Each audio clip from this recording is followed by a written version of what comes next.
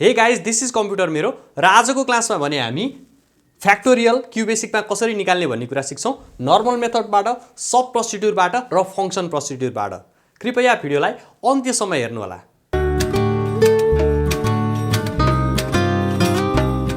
Factorial निकाल्नुभन्दा अगाडि पहिला factorial भनेको के हो भन्ने कुरा जानौँ।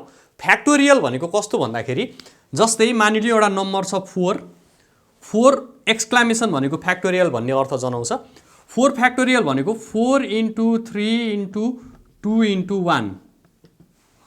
सो यो कति भयो त 4 3 जा 12 12 2 जा 24। यस्तोलाई हामी फ्याक्टोरियल भन्छौँ। ठ्याक्क अब कन्सेप्ट लगाएर हेर्दाखेरि चाहिँ एउटा पर्टिकुलर नम्बर छ, त्यो नम्बरलाई एक स्टेपले घटाउँदाखेरि 3 भयो र घटाउँदै 1 सम्म जाने र सबैलाई मल्टिप्लाई गर्ने र मल्टिप्लाई गरेपछि जुन रिजल्ट आउँछ त्यो फ्याक्टोरियल हो।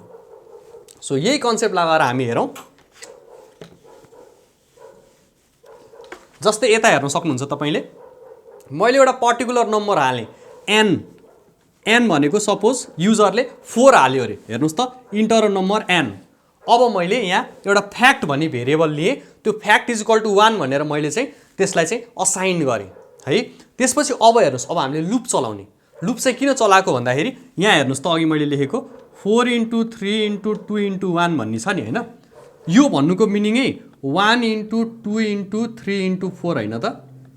सो दे आर सेम हो। यही कन्सेप्टलाई मैले जोड्नको लागि चाहिँ लुप युज गर्न खोजेको। यहाँ हेर्नुहोस् त यो जुन तपाईको भ्यालु छ त्यो भ्यालु भनेको तपाईको 1 बाट रन हुँदै हुँदै तपाईको 4 सम्म गएको छ नि। 4 भनेको n हो नि।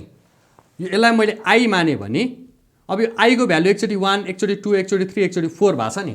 हो एक्ज्याक्टली त्यही कुरालाई यहाँ मैले राख्न खोजेको। त्यही हुनाले हेर्नुहोस् त i रन्स फ्रम 1 देखि n सम्म। n भनेको अहिलेको लागि 4 सम्म। अब यसपछि यसलाई मैले बुझाउन चाहेँ। यो हेर्नुहोस् त fact is equal to fact into i छ। अब यहाँ फ्याक्ट भनेको कति मैले सुरुमा राखेको 1। सो 1 इन्टु i भनेको कति त i भनेको तपाईको 1 to n छ नि। त्यही हुनाले पहिलोचोटि त i भनेको 1 हुने भयो। सो 1 × 1 भनेको 1। अब नेक्स्ट i गर्नुस्। नेक्स्ट i गरेपछि फेरि यो माथि गएर लुप चल्यो भनेपछि अब fact is equal to fact into i भयो फेरि पनि। अब फ्याक्ट भनेको भर्खर कति निकालेको छ 1 निकालेको छ। हेर्नुहोस् 1 इन्टु अब i को भ्यालु यहाँ i छ, एक स्टेप माथि जाँदा त फेरि 2 हुन्छ। सो 1 × 2 2 भयो। अब फेरि लुप चल्यो माथि नेक्स्ट i गरेपछि। अब फेरि जाँदाखेरि हेर्नुहोस् fact is equal to fact into i। Fact भनेको भर्खर 2 निकालेको छ। सो 2 इन्टु i भनेको कति त भन्दाखेरि यहाँ 1 यहाँ 2 भनेपछि यहाँ 3 भयो। 3 2 जा 6 किनभने i को भ्यालु भनेको 1 देखि अहिलेको लागि 4 सम्म मुभ भएको छ। सो 3 2 जा यो 6 भयो। अब फेरि माथि जाउँ। Fact is equal to fact into i। भर्खरै फ्याक्ट कति निकालेको छ हामीले 6 निकालेको छ। सो 6 इन्टु i को भ्यालु कति त भन्दाखेरि i runs from 1 to n भनेको छ। n भनेको अहिलेको लागि 4। सो 1 2 3 तीनवटा i भइसक्यो। अब लास्ट एउटा i बाँकी भयो, त्यो भनेको 4 लेख्नुस्। 6 4 जा कति 24। अब यसपछि चाहिँ के गर्नुस् त भन्दाखेरि यो i सँग तपाईको रन भइसकेको छ। i देखि 1 देखि n सम्म रन भइसकेको छ। रन भइसकेपछि चाहिँ तपाईँ यसलाई अब प्रिन्ट गरिदिनुहोस्। सो प्रिन्ट चाहिँ अब यो लास्ट फ्याक्ट भयो है।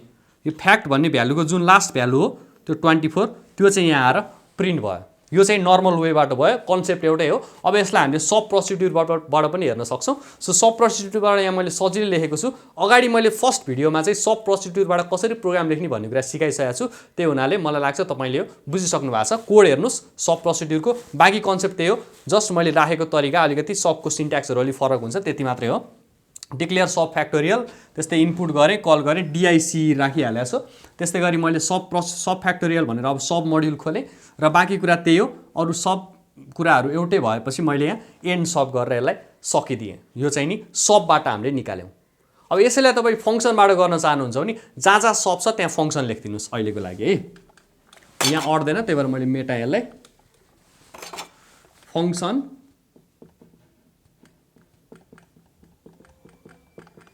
फ्याक्टोरियल अनि यहाँ n लेख्नुस्। अब यहाँ कलको ठाउँमा प्रिन्ट लेख्नुस्।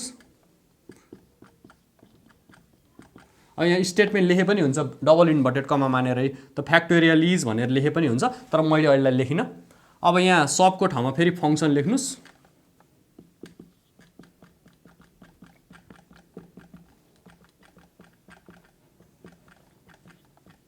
एन, यो बाँकी त्यही नै हो। अब जस्ट यो प्रिन्टको ठाउँमा तपाईँले के गर्नुहोस् भन्दाखेरि भ्यालुलाई रिटर्न गरिदिनुहोस्। भ्यालु रिटर्न भनेको फ्याक्टोरियलमा लगेर फ्याक्टलाई लगेर हालिदिनुहोस्। Factorial is equal to FACT fact गर्नुहोस् र फाइनली तपाईँको जुन यो सब छ, सब भएको ठाउँमा फङ्सन लेखिदिनुहोस्। अलराइट, यसरी तपाईँले क्यु बेसिकमा बसेर फ्याक्टोरियल सजिलै निकाल्न सक्नुहुन्छ।